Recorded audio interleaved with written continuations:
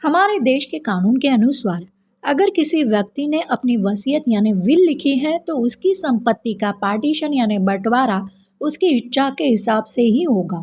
लेकिन अगर उसने विल नहीं बना के रखा है तो संपत्ति का बंटवारा यानी पार्टीशन उत्तराधिकार कानून के तहत ही होगा।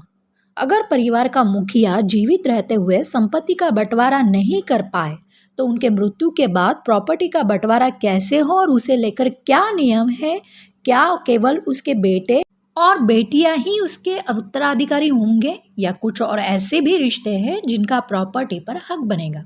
इस बारे में काफ़ी कंफ्यूजन है। आज इस कंफ्यूजन को दूर करने के लिए हम इसी विषय पर विस्तार से बात करेंगे। बात तो आपको पता ही होगी कि संपत्ति पर अधिकार को लेकर हिंदू और मुस्लिम धर्म में अलग अलग नियम हैं।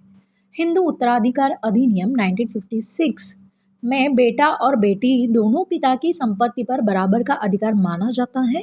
इस एक्ट के तहत बताया गया है कि जब किसी हिंदू व्यक्ति की मृत्यु बिना वसीयत बनाए हो जाती है तो उस व्यक्ति की संपत्ति को उसके उत्तराधिकारियों, परिजनों या रिश्तेदारों में कानूनी रूप से किस तरह बांटी जाएगी।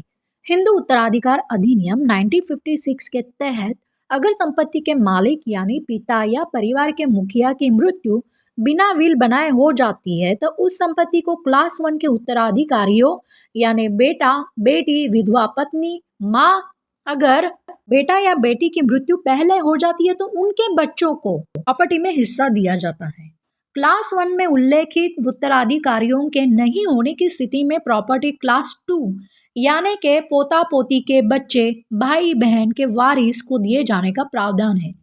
आपको जानकारी होगी हिंदू उत्तराधिकार अधिनियम में बौद्ध, जैन और सिख समुदाय भी शामिल है।